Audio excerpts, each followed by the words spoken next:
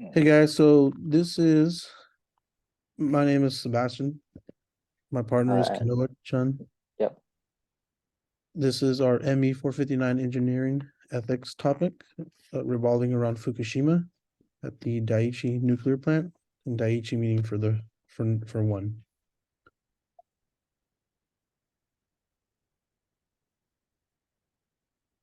Yeah. Okay. Um, so today we want to talk about the second worst nuclear generation accident since Chernobyl. Um, so Fukushima Daiichi was made up of six different reactors.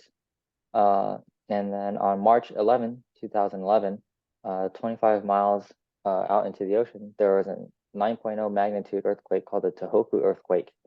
Um, and its initial shakes caused some damage to the plant.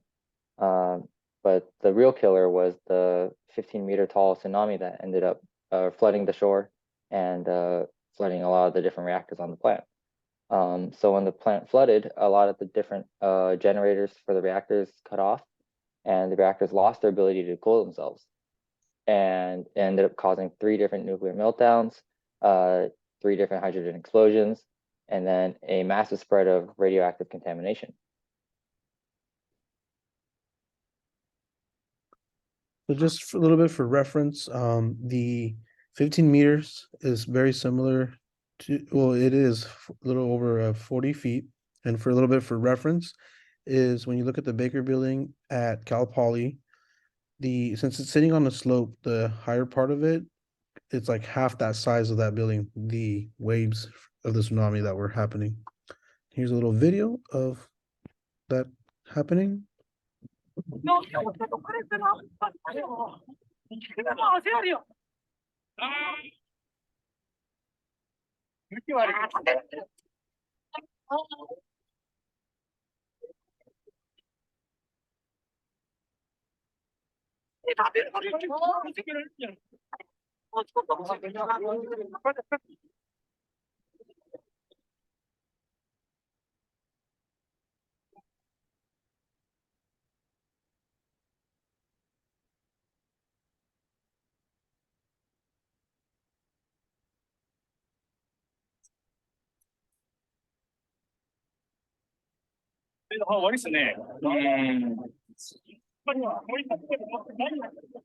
So go ahead and stop it there, but we can see the tsunamis happening there, the takeover of it.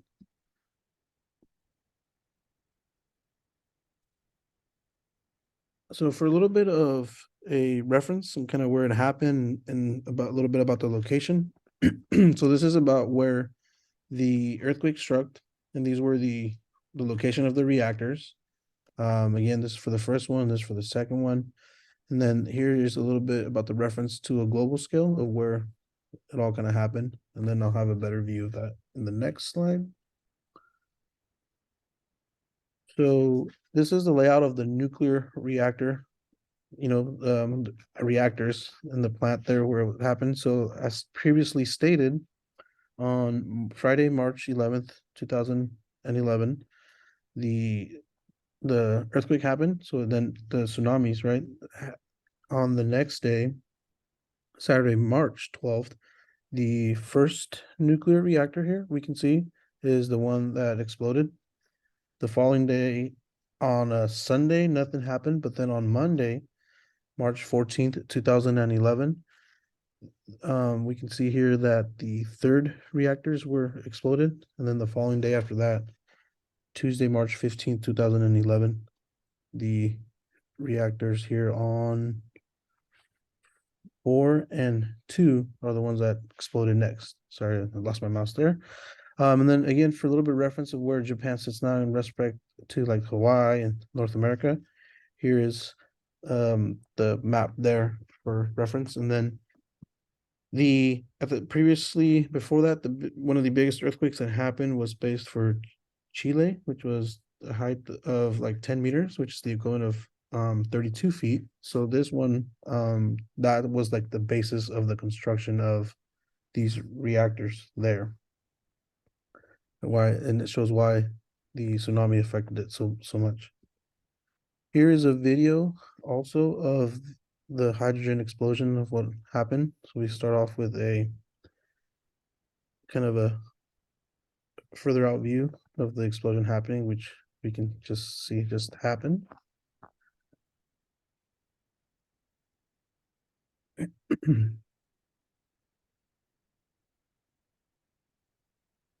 And then a couple of more seconds, we'll get a chance to see a close-up of the event.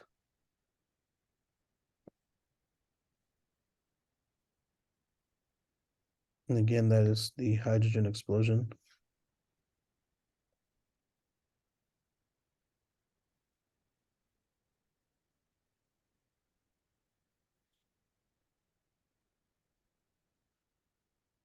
Okay, so who were the stakeholders? At the time, the company that was overseeing the whole project is TEPCO, which stands for Tokyo Electric Power Company. They were overseeing it all, and when the incident happened, um their main concern was to operate it cheaply, because since like the 1990s they were given like access to be able to move these reactors to a higher elevation, which based on that diagram previously shown, reactors 5 and 6 were the least affected, because they were at a higher elevation. And so that is so they were primarily focused was that, so they did not keep records of like maintenance and stuff like that, because they didn't want to keep like like lawsuits or other people or outside firms looking into what their practices or what they were doing. So their main focus was running it cheaply. Yeah, and then another stakeholder was the Japanese government. Um, Up until 2011, one of their biggest goals was to try and increase their sources of nuclear power. And then uh, when Fukushima ended up exploding, um, then their focus started to switch towards trying to clean up the disaster and trying to help all the affected people. So they were evacuating everybody, moving everybody out, and trying to kind of rebuild the area. Which kind of leads me into the next part.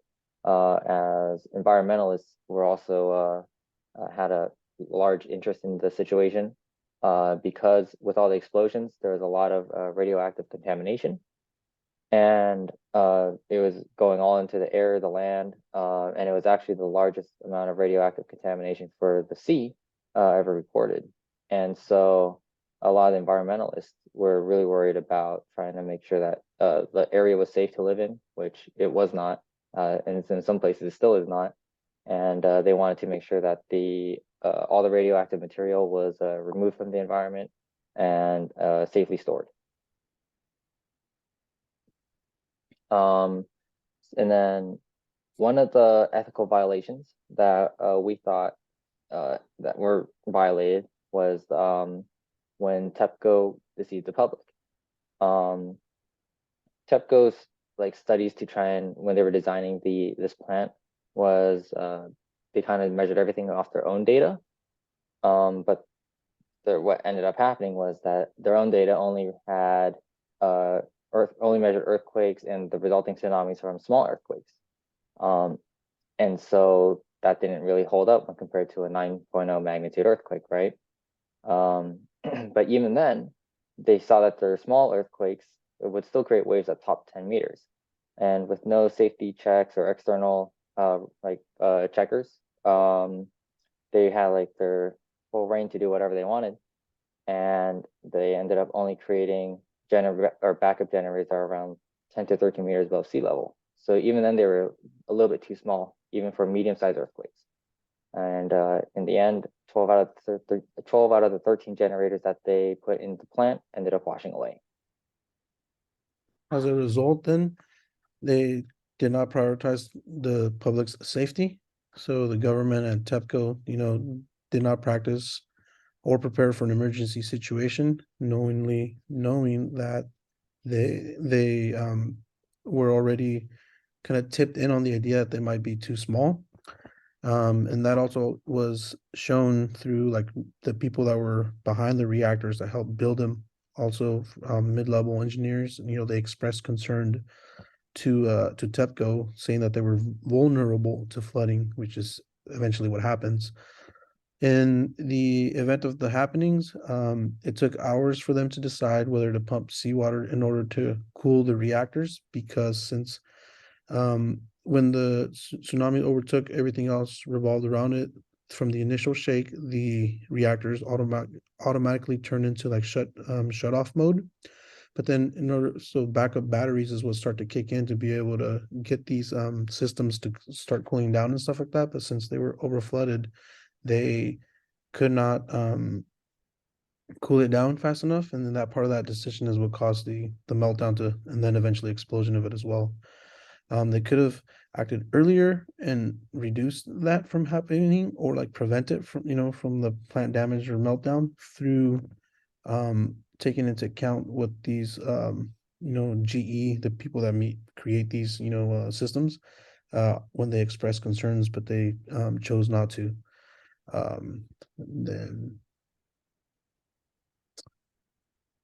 part of the outcomes end up being, now from that event, occurring, public displacements, since everything was flooded. Many of the people there were evacuated, so they lost their home and all of their belongings. So much so that even up to today, much of the area is still abandoned, with some people still unable to go home, and of course, certain areas still rich in radioactivity from the damage of the tsunami. And then another outcome ended up being that Japan, right after the Fukushima incident, flipped a switch, and instead of being pro-nuclear power, was really trying to reduce their nuclear power plants. They shut down a lot of them. They froze all their plans that they had to build new reactors, and they've had that sort of sentiment for the past 11 or so years, up until 2 months ago, when they finally said, we're going to start updating some of our old reactors and get them up and running again. And then this is a little short video about what you should do if there's a Fukushima event nearby you.